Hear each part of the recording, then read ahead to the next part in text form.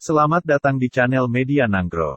Jangan lupa subscribe dan tekan tombol loncengnya, agar mendapatkan informasi berita terbaru dari Media Nanggro, media online Aceh terkini. Selamat menonton.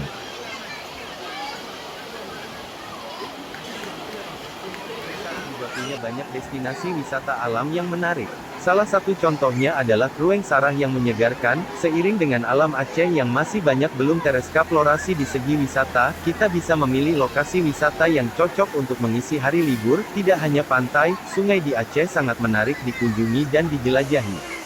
Salah satunya di Aceh Besar. Kita bisa berwisata di Krueng Sarah yang berada di Leukung. Untuk berkunjung ke Krueng Sarah kita bisa menempuh dengan kendaraan darat sekitar 30 menit dari pusat kota Banda Aceh ke arah Melabo.